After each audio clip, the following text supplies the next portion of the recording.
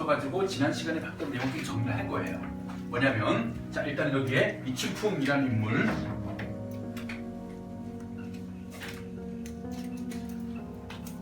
그리고 춘풍이 안에 여기에 추월 하나 적어줍시다. 자 일단은 먼저 춘풍 얘기를 좀 해야죠. 이 사람은 부모에게서 물려받은 재산을 방탕한 생활을 모두 탕진하는 그러한 방탕한 인물.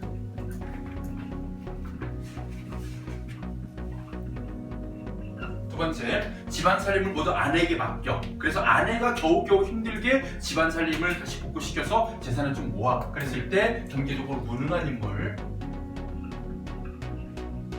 반면 춘풍의 아내는 남편의 무능함에도 불구하고 경제적으로 뭐합니까? 유능한 인물이죠. 거기에 이 유능함이 어떤 지혜, 재치가 동원돼서 남장을 해서 회계에 비장이 돼요.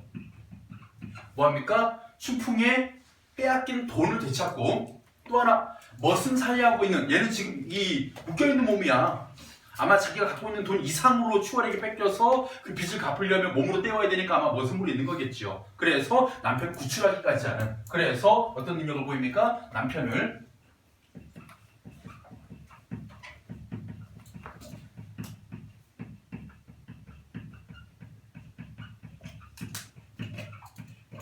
구합니다. 이 과정에서 추월 어떤 인물이에요? 처음에 매 몇 대 맞아가지고는 이실직고하지 않고 뭐 어디 간지 좀 몰라요 라고 얘기하죠. 그러는 모습에서 우리가 뭐가 나타나냐? 물질 만능주의적인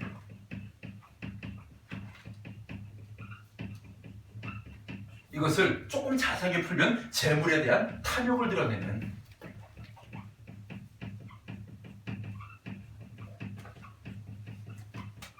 그런 인물이구나. 그리고 남자를 홀려가지고 돈을 뺏으려고 하는 이런 모습에서 어떤 비윤리적인 면모도 드러나는구나. 자, 이렇게 추월까지 확인을 했고요.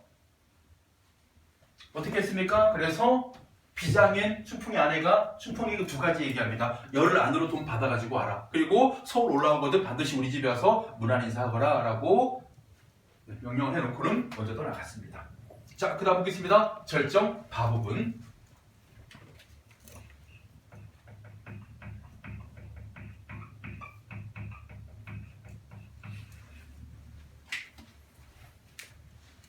자, 춘풍이가 돈을 싣고 서울 올라갈 때 춘풍이 안에 문 밖에 썩 나서서 춘풍의 손을 부여잡고 어이글이 더디온가 장사에 이익이 많아 평안이 오시니까 라고 말하면서 춘풍이 아내가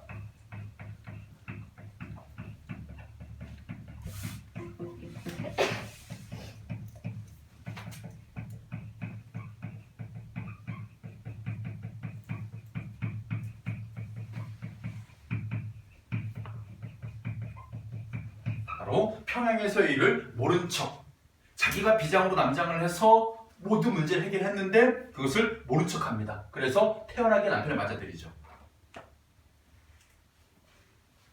뭐 하는 걸까요? 남편이 만약에 그 비장이 자기 아내인 걸 알면 얼마나 수치스럽고 부끄러울까요? 그죠? 그래서 일부러 뭐 하는 겁니까? 눈 감아주는 것이죠. 남편의 잘못을 눈 감아줍니다. 한번 봐주겠다 이거죠.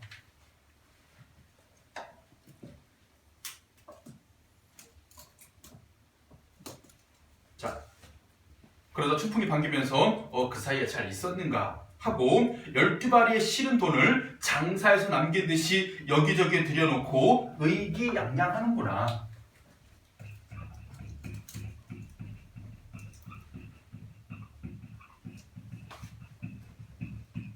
자기가 지금 돈을 찾아서 이렇게 많이 갖고 온 이유가 처음에 들고 간 게 2,500냥이었잖아요. 들고 온 건 몇 냥이에요? 5,000냥입니다. 상급한 돈 수만 냥은 따로 지금 춘풍의 아내가 바꿔놓은 거고 두 배로 불려온 거야 지금.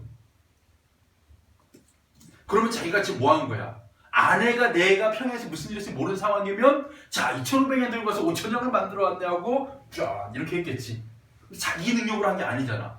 이렇게 뭐하는 모습, 자기의 능력이 아닌 걸 가지고 이렇게 허세를 부리는 모습. 그래서 이 부분의 소리가 춘풍의 위선적 면모와 허세를 볼 수 있는데, 이런 태도는요, 우리가 앞에서 공부했던 미스터 방,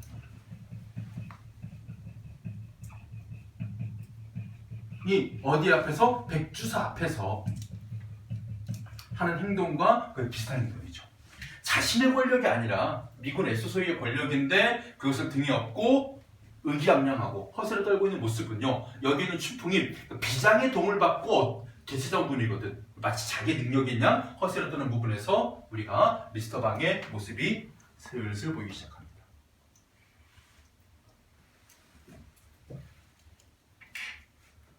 위선한 분도 이게 생각하면 돼. 그러니까 착한 척 또는 겉과 속이 다른, 속으로는 되게 비굴한 상황이었거든. 부끄러운 상황이었고 그걸 숨기고, 그죠? 겉으로는 뭐합니까? 허세를 부리는 모습. 자, 계속 가겠습니다. 춘풍 아내가 춘풍에게 차담상을 별나게 차려 드리거늘, 요 차담상이 음식을 정성스럽게 차린 그런 밥상이거든요. 그러면 여기에서 우리가 춘풍의 아내가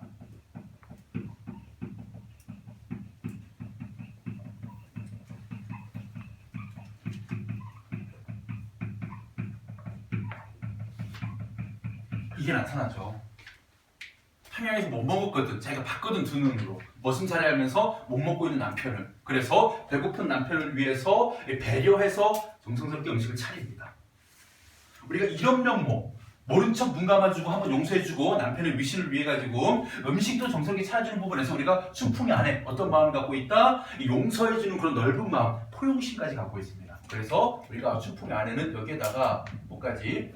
포용심이라고 좀 이상하다. 포용적 태도. 이건 태도로 봐야 되니까.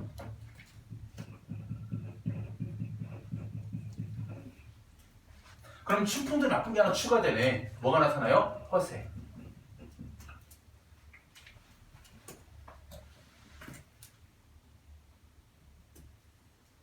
자, 이렇게 춘풍의 아내가 남편을 위해서 음식을 차렸음에도 불구하고 그 다음 보세요. 춘풍이 온 교태를 다할 적에 기구하고 볼만하다.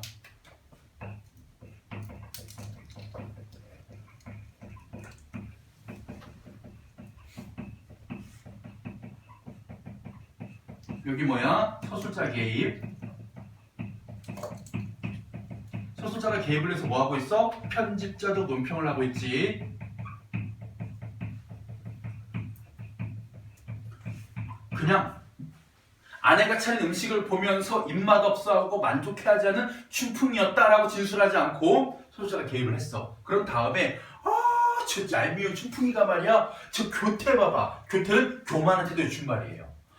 진짜 쟤 너무 가증스럽고 진짜 야 한번 봐봐, 이렇게 기구하고 볼만하다라고 이 교만한 태도에 대해 가지고 뭐 하고 있습니까? 소설자가 개입을 해서 편집자에게 논평하는 부분이에요. 되게 얄밉겠지. 자, 그럴 때 춘풍이 어떤 행동을 하느냐? 콧살도 찡그리며 입맛도 다셔보고 젓가락도 휘저으며 하는 말이.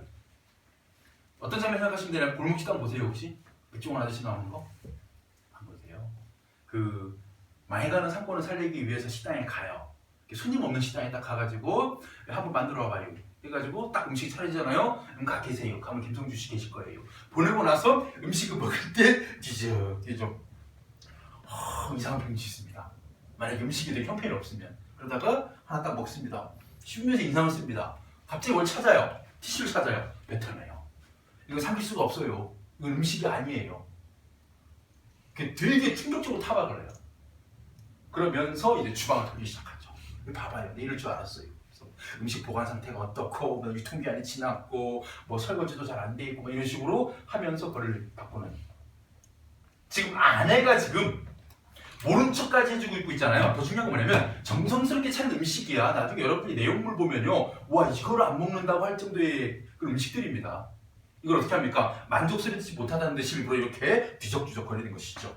야, 생치달도 덜 구워졌고 생치가 꿩고기입니다. 아주 맛있는 꿩고기예요. 이것도 덜 구워졌으면 자반 하게 되면 뭡니까 여러분들? 고등어 갖다 오르시죠? 자반 고등어. 근데 여러분들은 아마 자반 고등어 못 드실 거예요. 너무 짜서. 아니야.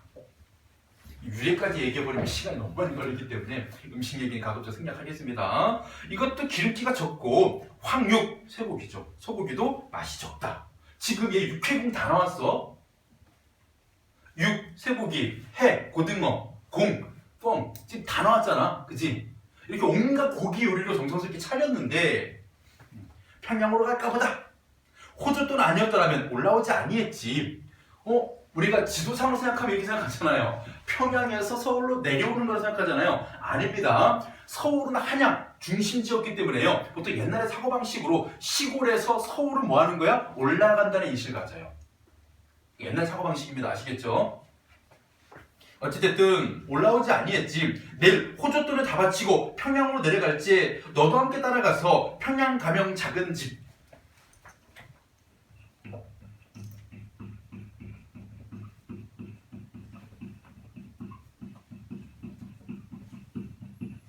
자, 여기는 추월의 집입니다.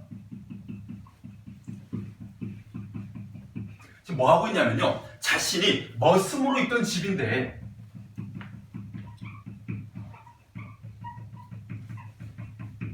그곳을 마치 작은 집, 자신의 첩의 집으로 그런 표현하는 마찬가지 허세가 드러나는 부분이에요. 자기가 그곳에서 돈 다 뺏긴 다음에 머슴으로 사환으로 있던 집인데 마치 자기의 첩의 집처럼 표현하는 허세가 드러나죠. 그 집 음식 좀 먹어보소. 진수성찬이었어. 실제로 춘풍이 안에 다 알고 있죠. 그곳에서 밥 못 먹어가지고 깨진 사발에 누룽지에 국 말아가지고 손으로 먹던 있죠. 그랬는데 지금 뭐 하고 있는 거야? 야, 난 거기서 이 정도 먹지도 않았어.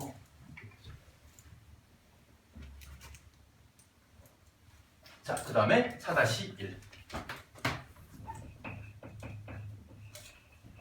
그 얼마 전에 애기 엄마가 내가 그걸 한번 만들어봤어. 짜파구리를. 한우 짜파구리. 그러니까 한우 치끝으로 못하고 호주산 이게 있어요. 달링 와규인가? 하여튼 그것도 괜찮더라고 맛이. 그래서 이제 애들 만들어 딱 주니까 그 짜파구리 완성은 원래 그 오일이래. 그 버섯 중에 그거 뭐지? 트러플 오일. 그거로 해야 된다고 부은 거야 이거를. 트러플 오일을 인터넷으로 또 만들었어. 그래서 마지막에 원래 안에 기름 들어있잖아. 올리브유가 짜파게티 안에 그거 빼고 트러플 오일을 슉 돌렸어. 애들 아무도 안 먹어. 나도 못 먹겠어. 휘발유 냄새 나던데. 휘발유 냄새가 아니고 무슨 냄새였냐면 내가 옛날에 유화 그릴 때 유화물감 개는 오일, 송지 오일 같은 거 먹어본 적 있어? 트러플 오일? 이상하던데. 나는 내 몸에 막 엔진 오일 넣는 것 같아가지고 입맛이 안 맞아가지고 역시 나는 입이 참기름에 길들여져 있구나. 맛없더라. 얘기해보세요. 뭐라고 좀 미식가 안 먹어봤어? 트러플 오일 먹지 마. 혹시라도 호기심 같은 거 갖지 마. 되게 이상해.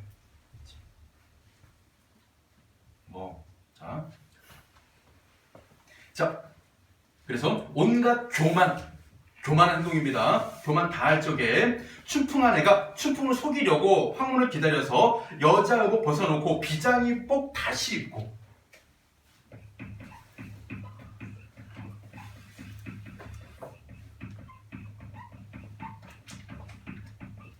뭐 하겠습니까?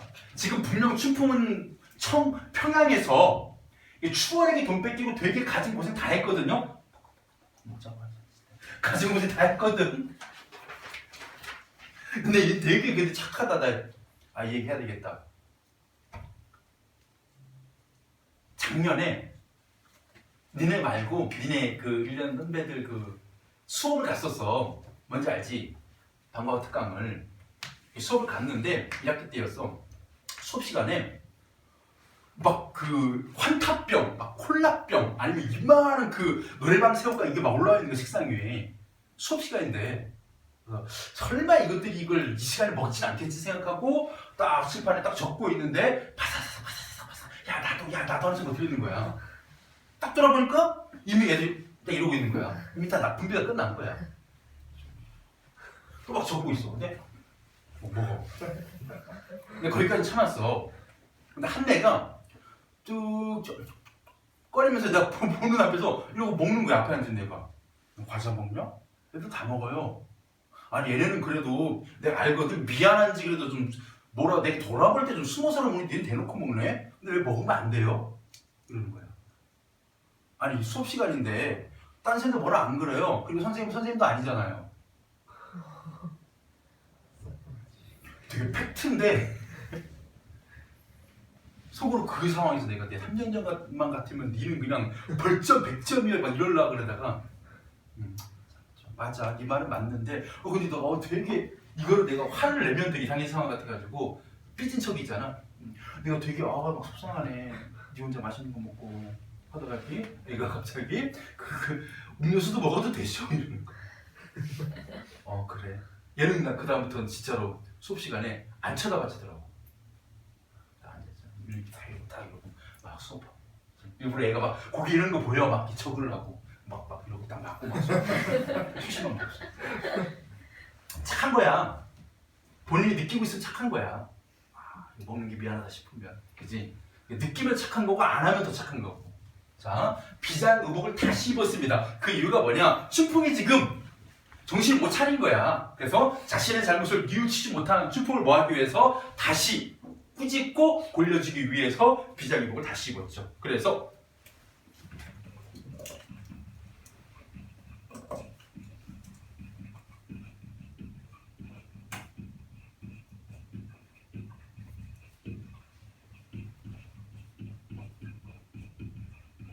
춘풍의 교만한 태도를 혼내기 위해서 다시 옷을 입은 다음에 흐늘거리며 들어오니 왜 흐늘거리며 들어왔냐면 연극을 하는 겁니다. 내가 마침 누구네 집 박승진의 집에 가서 술 한잔 먹고 네가 왔다는 소문 듣고 이제 술 먹고 한번 찾아왔다를 연기하기 위해서 지금 뭐 한 겁니까? 일부러 흐늘거리며 들어온 거야. 술 취한 척. 다 계획이 있는 겁니다. 춘풍이 의아하여 방 안에선 주저주저 하는지라 누구지? 갑자기 들어오다니? 이 사람 누구야? 비장이 후렴하되 평양에 왔던 일을 생각하라. 내 집에 왔다 한들 그다지 거만하냐.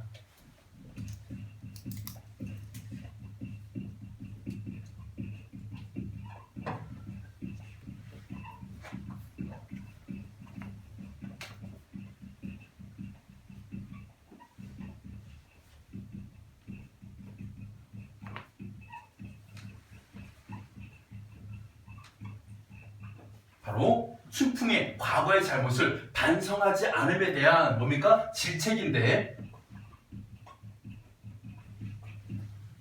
그다지 거만하냐.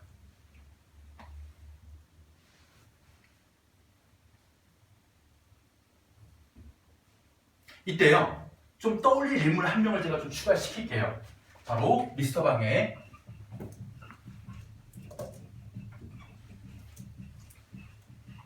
백주사를 여기다가 상정시켜 놓고 왜 이 사람을 여기 등장시키냐면 다음에 등장하는 보기에 등장하는 작품의 인물들 중에서 이 춘풍의 아내 즉 비장의 이 꾸짖음을 들을 만한 인물로 적절한 인물을 찾아봐라 하게 되면 백주사는요 과거의 잘못 일제 때 부정한 방법으로 친일 행위를 해서 재산을 모았거든요. 그 재산을 해방과 동시에 뺏겼습니다. 근데 자신의 과거의 잘못을 뉘우치지 않고 돈을 또 되찾으려고 미스터 방을 찾아왔거든.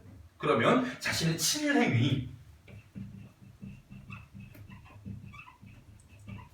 대한 뭐가 없는 겁니까? 반성이 없이 뭐 하려고 다시 빼앗긴 재산을 되찾으려 미스터 방을 찾아온 이 백주사에게 야, 너 어찌 그다지 거만하냐? 물론 거만해서 그런 게 아니라 했잖아요. 너는 왜 너의 잘못을 반성하지 않느냐? 라는 속의도의 말로 백두사를 꾸짖을 수 있죠. 춘풍이 그제야 자세히 본즉 과연 평양에서 돈 받아주던 회계 비장이라. 그래서 춘풍이 있던 곳에 깜짝 놀라면서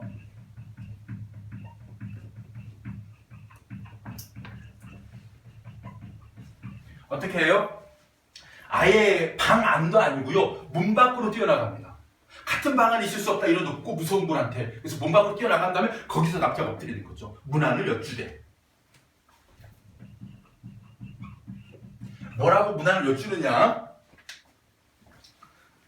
일단 인사했어요. 그래서 회계비장 하는 말이 평양에서 봤던 매가 얼마나 아프더냐 하자 춘풍이 여쭈되 어찌 감히 아프다겠습니까? 소인에게는 상입니다. 참고로 있잖아요. 이 춘풍 양반입니다. 양반인데 회계비장인 사람한테 뭐라고 얘기해요? 자신을 낮추는 소인이라는 표현을 씁니다. 그러면 여기 나와 있는 춘풍의 태도는요. 어떤 태도를 보이고 있냐? 바로 강자에게는 약하고 비굴한 모습, 그리고 약자에게는 거만하고 허세를 떠는 모습, 이렇게 서로 상반된 태도 또는 이중적인 면모가 드러나는데, 이때 강자가 비장이고 이때 약자가 아내예요. 자신의 아내한테는 거만하고 허세를 떨면서 누가 오자 갑자기 비장이 오자 약하고 비굴한 모습으로 자신의 소유력까지 낮춥니다. 이런 태도는요. 또 작품 나와야 됩니다. 첫 번째가 미스터 방의 미스터 방은 누구에게? S 소유에게는 그죠? 약하고 비굴한 모습, 손바닥을 싹싹 비비며. 왜? 양침을 쏟았을 때. 그리고 누구에게는? 이 백주사에게는 거만하고 허세를 부리는 모습을 보였죠. 그래서 누구도 미스터 방도 어떤 인물입니까? 이중적 면모를 지니고 상반태도를 가진 인물. 또 있어요. 우리 사설시조 보면 두꺼비가 파리를 물고 두어미에 치달아 앉아 건너산 바라보니 백송골이 떠있거늘 가슴이 끔찍하여 할 때 이 두꺼비도 마찬가지 미스터 방처럼 혹은 여기 있는 이춘풍처럼 전부 다 이중적인 면모를 지닌 사람들입니다. 그럼 이 세 개를 묶어가지고 다 그놈이 그놈, 다 그런 놈들 알겠죠? 약자에게는 강하고 강자에게는 약한.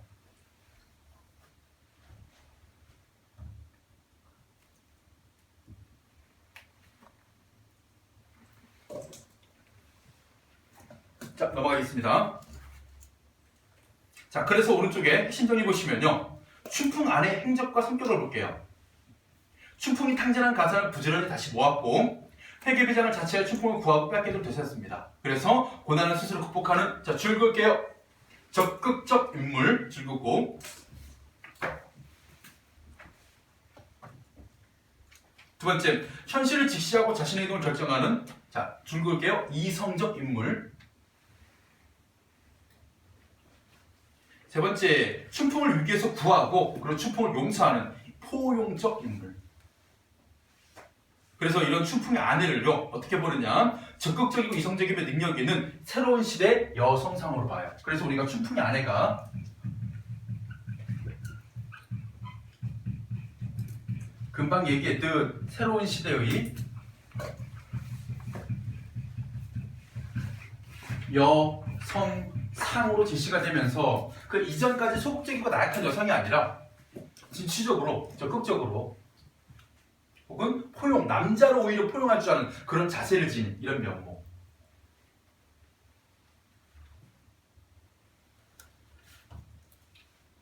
그리고 이런 양상이요, 조금 제가 작품 하나를 좀 예를 들어 설명할 게 있습니다. 우리 춘향전과 앞에 춘향가 배웠죠? 그 춘향전과 춘향전의 아류작이라고 불리는 소설 중에 옥단춘전이라는 소설이 있습니다. 우리 홍길동전의 아류작이 전우추전인 것처럼 춘향전이 너무 히트쳤어요. 그러다 보니까 아류작이 나옵니다. 그래서 그게 옥단춘전인데, 잘 보세요. 춘향전에요 이몽룡이 등장하고 성춘향이 등장하고 변학도가 등장합니다. 똑같이 옥단춘전에요 이혈룡이라는 인물이 등장하고 옥단춘이라는 인물이 등장하며 김진희라는 인물이 등장할 때 이몽룡, 이열룡 모두 암행어사, 성춘향, 옥단춘 모두 그들을 사랑했던 기생, 벼락도, 김진희 죄다 탐관오리.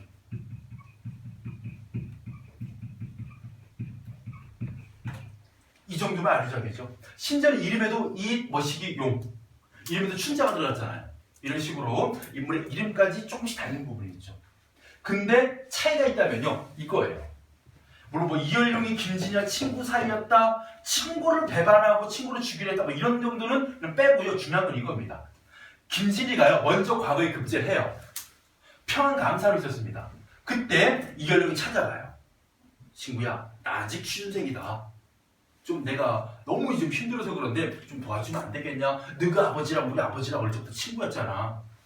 뭐시라고? 야, 저놈 갖다 죽여라 라고 바로 친구를 배반하고 사공들에 시켜가지고 이열룡을요, 사공들의 배에 태운 다음에 강 한가운데 빠뜨려 죽이라고 명령을 내려요. 그럴 때 옥단춘이 어떻게 하느냐, 사공들에게 돈을 준 다음에 이열룡을 구해서 데리고 들어옵니다. 자, 여기서 중요한 건 뭐냐면 성춘향 같은 경우에는요, 이몽룡을 한없이 기다리게만 하는 소극적인 기다림의 행동밖에 모르는 인물이라면요, 옥단춘은 적극적으로 이열룡을 구출하고, 이열룡 옥단춘 아니었으면 죽었어요. 거기다가 자신의 집으로 데려온 다음에 먹여 살리면서 공부를 시킵니다. 그래서 이열룡이 과거의 장원급제예요. 근데 중요한 건 뭐냐면요, 집으로 내려올 때 옥단춘은 그냥 우리 서방이 국가공무원 시험 수석할 텐네 정도만 알고 내려온 거예요. 그냥 암행어사인 건 몰랐어요. 왜냐면요, 암행어사는 그 누구에게도 말하지 않아요. 그래야만이 뭐 해야 되니까 지방의 탐관오리를 바로 색출할 수 있으니까. 그래서 이열룡이 암행어사가 데려와가지고 악행을 저지르던 김진희를 처벌하는 이야기. 근데 중요한 건 뭐냐면요, 마지막 장면에 이런 장면이 나와요. 이열룡이 사공대를 부릅니다. 야, 사공아, 김진희를 배에 태워라. 그리고 똑같이 나에게 했던 거와 똑같이 바다에 한가에 가서 빠뜨려라 할 때 이열룡은요 달라요. 내가 똑같이 하면 안 되겠구나 해가지고 사공한테 뭐라고 했냐면요, 당근은 천만하고 꺼내서 데리고 와라. 그 정도면 됐다. 죽이지는 않겠다 하고 이 사공들이 김진희를 다시 이제 물에 한번 담궜다가 꺼내 배에 태워 벼락에 쳐가지고 맞아 죽어요. 그러니까 하늘은 용서하지 않았어요. 이열룡을 용서했는데 김진희가 그렇게 하늘을 벌어받고 죽습니다. 그때 얘는 뭐 했냐? 구출되고 옥단춘 이열룡을 공부까지 시켜줬어. 도움을 줬어. 조력까지 합니다. 조력자 역할. 이게 앞시대 작품, 시간이 흘러서 좀 더 조선후기가 됐어. 좀 뒤의 작품 어떻게 되고 있습니까? 여성의 면모가 소극적인 여성에서 적극적인 여성으로 좀 달라지고 있죠. 이렇게 적극적인 성격이 우리가 원하는 새로운 시대의 여성상이다. 그래서 요게 마찬가지입니다. 여기 나와 있는 새로운 시대의 여성상을 보여줍니다.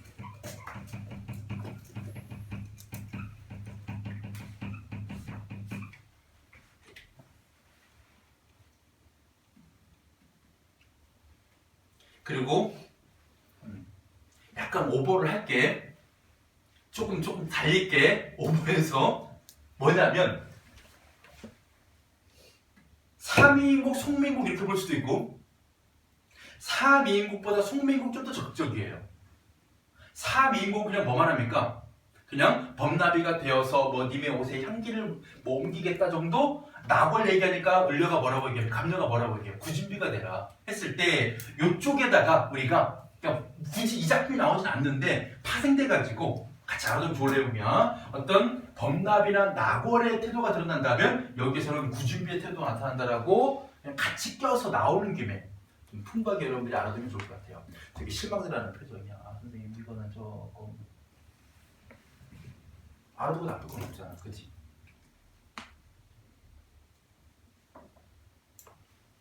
자, 그리고 춘풍을 맞이하는 아내의 태도. 어이글이 더디옵니까? 라는 부분에서 평양이슬을 모른 척해줘 눈 감아줍니다.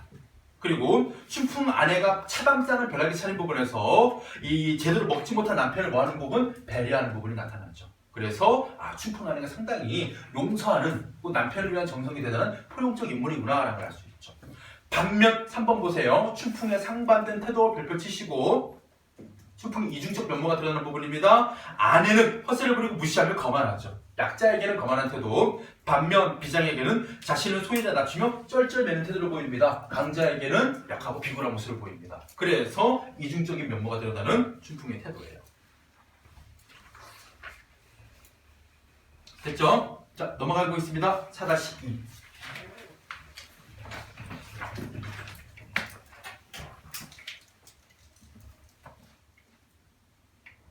회계비장 하는 말이 야, 평양에서 떠날 적에 내가 너더러 이르기를 돈을 싣고 서울로 올라오거든 대개 문안하라고 하였더니 너 우리 집 찾아오라고 했는데 네가 소식이 없기로 매일 기다리다가 아까 마침 남산비 박승지 댁에 가서 술을 먹고 크게 취하여 중을 놀다가 후련 네가 왔단 말을 듣고 너희 집에 왔으니 흰죽이나 쑤어 달라라고 말하면서 이 흰죽이 일단은 이 춘풍을요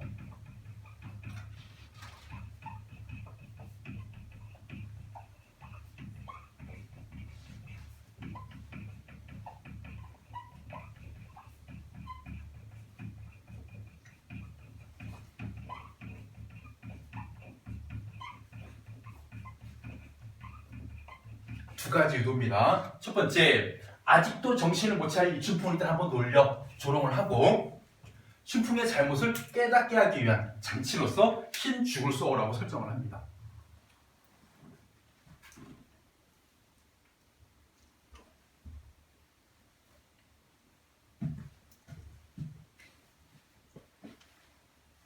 춘풍이 제 지엄이를 아무리 찾은들 있을소인가? 왜? 아내가 지금 비장이 되었거든. 제가 손수 죽을 쓰려고 죽사를 내어 부엌으로 나가거늘 비장이 후영하대.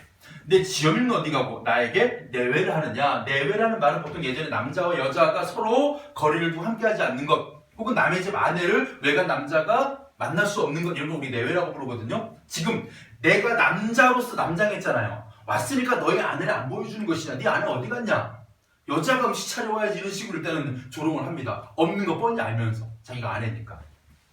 춘풍이 묵묵부답하고 혼잣말로 심중히 가로되 헤아리되 그립던 차에 아내를 만났는데 우리들이 잠이나 잘까 보다 했는데 아내는 간대없고 비장의처럼 호령하니 진실로 민망하지만 무관해하라 어쩔 수가 없구나.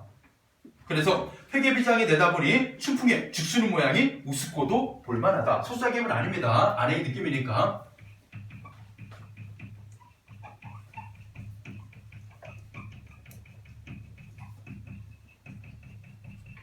어떨까요? 춘풍의 죽수는 모습. 평소에 춘풍은 집안 살림 거듭도 안 본 사람이죠. 부엌에는 들어가 봤을까요? 아니겠죠.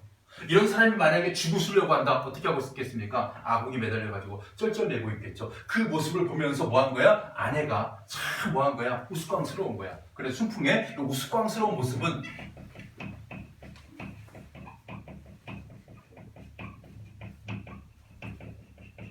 어떤 장치? 인물을 희, 화, 하고 있는 모습이고요.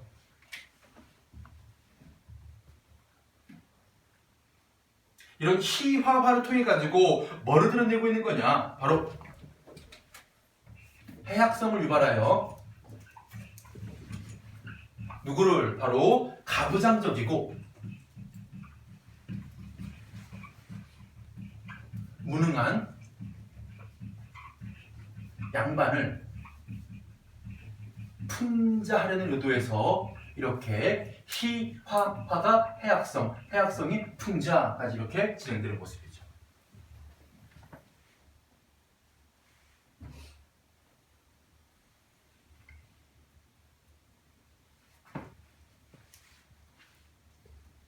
자, 그제야 축상을 드리거늘 비장이 먹기 싫은 죽을 조금 먹는 체 하다가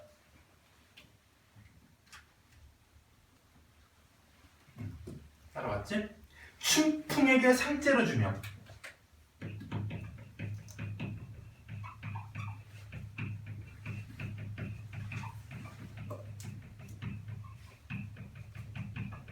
어떻게 하는 것입니까? 평양에서의 일을 반복하고 있죠.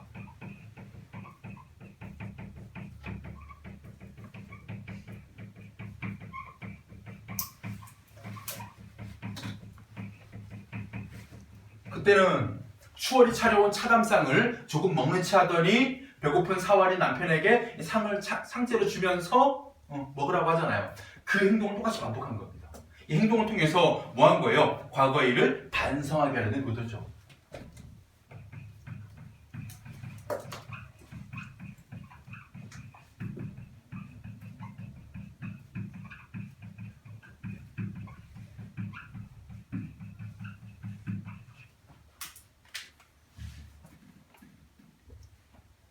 내가 평양가명 추월의 집에 사원을 했을 때 탁 깨지는 사발에 누룽지에 국을 부어서 숟가락도 없이 뜰 아래 서서 되는 대로 먹던 일을 생각하며 다 먹어라. 지난 날을 떠올려라. 네가 어떤 잘못을 저질렀고 네가 누구 덕분에 이렇게 목숨을 건졌는지 과거를 좀 반성해라.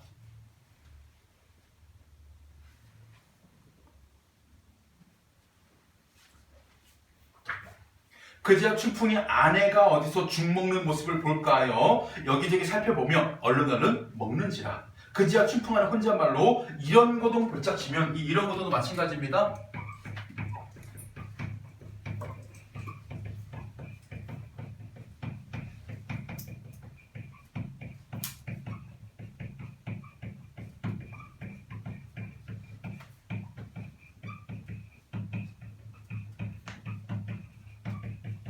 바로 아내가 볼까 염려하면서 죽을 먹는 모습. 이 모습은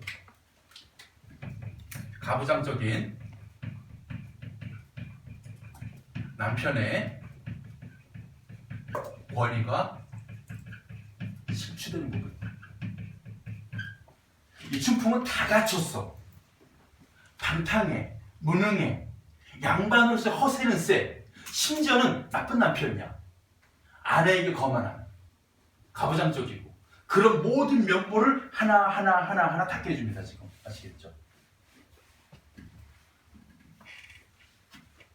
자, 그래서 아내가 누가 한유 꼽을까 하는 행실 저러하니 어디 가서 사람으로 보이는가. 아무튼 속이기를 더하자니 차마 웃어 못하겠다. 이런 꼴을 볼짝시면 나 혼자 보기 아깝도다 라고 실컷 놀려놓고 나서 풍자할 거 다 하고 나서 마지막 결말.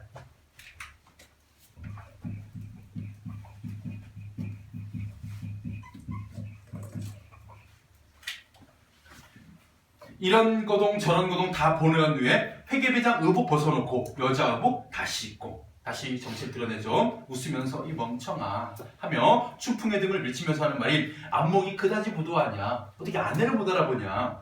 춘풍이 어이없어 하는 말이 이왕의 자네인 줄 알았으나 내가 진작에 자네인 줄 알았는데 의사를 보려고 그리 했지. 이거는요, 실제로 춘풍은 자신의 아내인 걸 전혀 몰랐습니다. 그런데 잊어보니까 아내인 거야. 무안한 거야 지금. 그래서 뒤늦게 이 무안한 마음과 체면을 차리려는 마음이 섞여가지고 하는 변명이죠.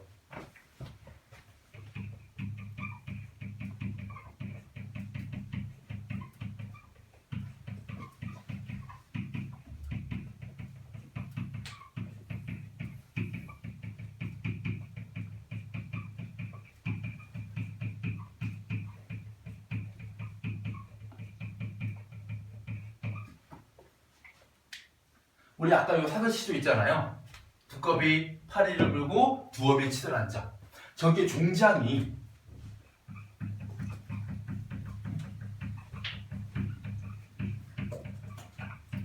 두꺼비가 이런 말 합니다. 못 쳐라. 날랜 나이기의 망정이지.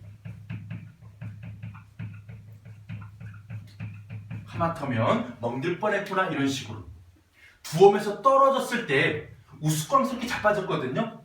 그럴 때 다른 존재들이 막 비웃었을 거 아니에요. 와, 제가 저기 철퍼서 자빠졌네. 우리 두꺼비 같은 애들 넘어지는 장면 상상해 보세요. 사람들이 웃으려고 할 때 뭐합니까? 야, 괜찮아, 다행이야, 내가 낙법 썼거든, 날랜 나에게 망정이지, 하마터면 다칠 뻔했어, 나 안 다쳤잖아 라고 자신의 체면을 차리기 위해서 이렇게 변명하는 모습 이렇게 비슷해요. 근데 여기 정도는 그래도 봐주셔야 됩니다. 알겠죠? 이거 가지고 또 체면 차리려는 양반의 뭐 허위의식까지 가지 말고 갈등이 해소되는 부분이기 때문에. 결국 아내가 모든 걸 용서하고 잘못도 깨닫게 했으니까 상황 종료인 거예요. 더 이상 이 악행이란 벌을 주지 않습니다. 그날 밤에 부부들이 원한금치 펼쳐덮고 누웠으니 아주 그만 제법이로구나. 서술자 개입.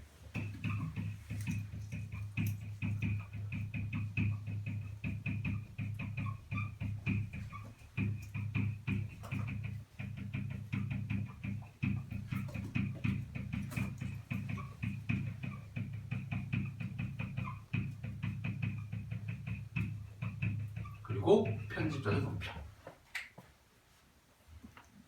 여기는 별다른 설명이 없어요. 오랜만에 만난 부부의 사랑이기 때문에 넘어가고, 그렁저렁 자고 나서 이튿날 호조돈 다 바치고 상급한 수만 양 재산으로 노비도 사고 전납도 다시 사고 의식 옷과 먹을 것이 풍족하고 유자 생녀하여 화목하게 평생활하기 좋으시고 그른 것 없이 지냈구나. 이 부분 있잖아요.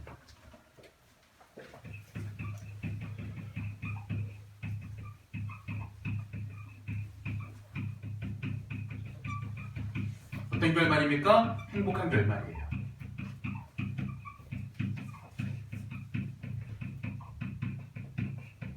결국 이 작품은요, 방탕하고 무능하고 권위적인 이 춘풍이 아무리 풍자의 대상이어도 아내가 모든 문제를 해결하고 아내가 용서하고 아내가 깨닫게 해주고 그런 남편을 버리지 않고 다시 또 사랑하면서 자신하고 잘 살았어요. 그러면 여기서는요, 이 춘풍의 이런 부정적인 면모가 더 이상 부각되지 않고 결국 부각되는 건 뭐냐? 이 모든 상황을 다 해결해낸 이 춘풍의 아내의 능력이 빛나는 거예요.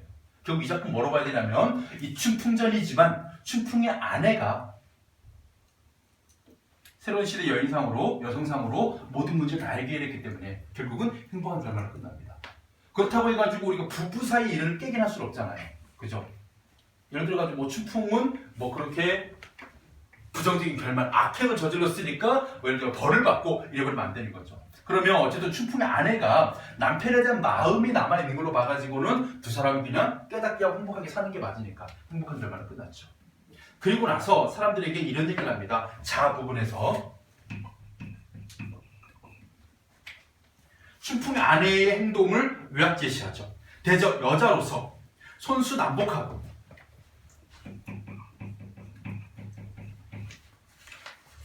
회계비장으로 내려가서 추월도 다스리고 춘풍 같은 남군도 데려오고 호조돈도 수세하고 부부들이 종신토록 살았으니, 만고의 해로한 이 부분 살았으니까지 한번 볼게요. 춘풍 아내의 행적을 아주 짤막하게 요약적 제시를 하고, 그리고 마지막 보세요. 만고의 해로한 일인고로 오랜 세월 함께 늙은 행복한 이야기이기 때문에 대강 기록하여 후세에 전하노니, 이 부분이에요 여러분들. 대강 기록하여, 이 춘풍 아내 이야기를 대강 기록하여 후세에 전하니, 만일 여자가 되거든 당신이 여자라면 이런 일을 효칙하옵소서까지.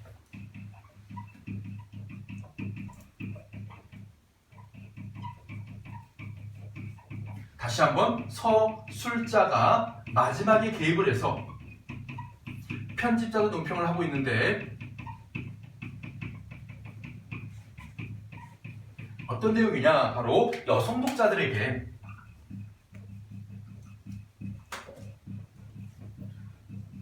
어떤 내용? 춘풍의 아내를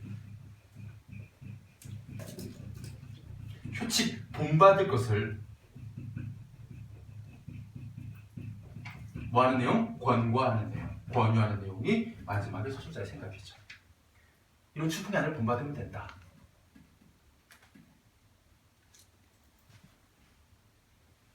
핵심 정리해보겠습니다. 춘풍, 주색답기로 재산을 탕진해 아내에게 살림살이 맡깁니다. 방탕함과 무능함. 추월에게 모든 돈을 다 뺏기고 머슴이도 고초를 겪다가 아내에게는 돌아왔는데 거만한 뜻으로 보이고 비장에게는 비굴하게 처신하는 그런 아직도 반성하지 못한 이중적인 태도가 나타나죠. 그래서 방탕하고 무능하다, 가부장적 권위의식이 사로잡혀 있다, 위선과 화세가 가득하여 잘못을 뉘우칠 줄 모른다. 그래서 이 춘풍은 무능하고 위선적인 양반의 모습을 대변하는 인물이죠. 그러면 춘풍이나 풍자는 결국 뭐가 되느냐? 무능한 양반을 풍자하는 게 되는 겁니다. 그리고 춘풍을 희화화합니다. 눈앞에 비장이 아닌 줄 모르고 쩔쩔매며 눈치를 살피고 죽도 써오죠. 상황을 모르던 춘풍의 행위를 통해서 해학성이 유발됩니다. 핵심은 해학성이에요. 그리고 남편의 권위를 실추시켜 양반의 허위와 가부장제의 모순을 뭐하는 것? 풍자하는 것. 이게 바로 희화화의 의도죠. 해학과 풍자. 마지막 결말, 여기서는 요약적 제시, 여기서는 독자들에게 뭐하는 바? 당부하는 바, 본받을 것을 권고하는 내용을 직접 제시했습니다. 자, 이렇게 해서 일단 춘풍전 마치고요. 하나만 잠깐 추가 설명 좀 하고 진짜 마무리 지을게요. 70쪽에 우리 작자미상의 장기전이 있습니다. 장기전과 이 춘풍전 공통점 차이점이 몇 개 존재하기 때문에 이거 나옵니다. 정리해두세요. 첫 번째 공통점입니다. 두 작품 모두 판소리계 소설입니다.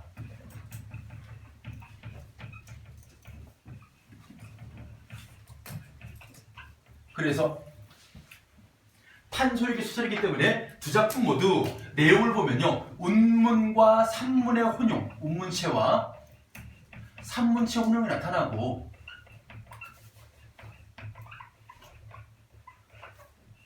다음 두 작품 모두 어떤 말을 시작할 때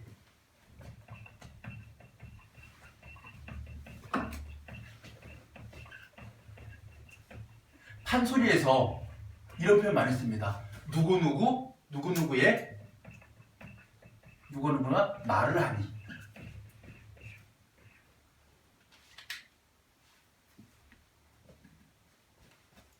혹은 누가 하는 말이 이런 식으로. 말을 하는 말고 하는 말이라고 하자. 누가 하는 말이. 미안해.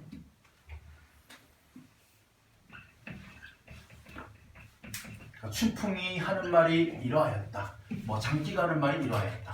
이런 표현도 판소리 소설의 특징이고. 다음 세 번째입니다. 우리 의성어와 의태어.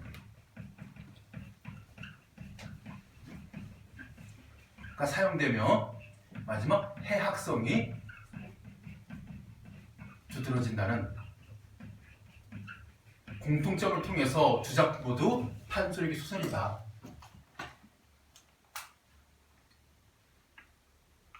그리고 두 작품 모두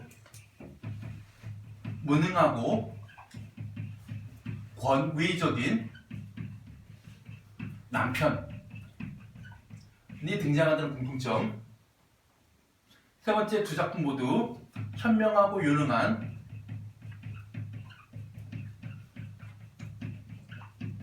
아내가 등장한다는 공통점. 그래서 두 작품에 등장하는 모든 아내는 전부 다 새로운 시대의 여성상이죠.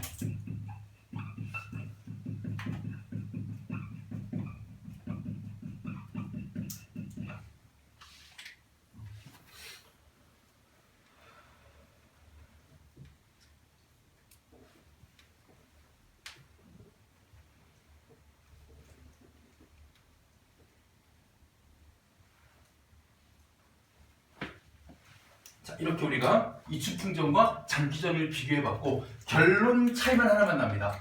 장기전은요, 장기의 죽음으로 끝납니다. 근데 이 춘풍전의 결말은 백년해로하는 행복한 결말로 끝난다는 차이만 나타나고 나머지는 상당히 유사한 경우가 많죠.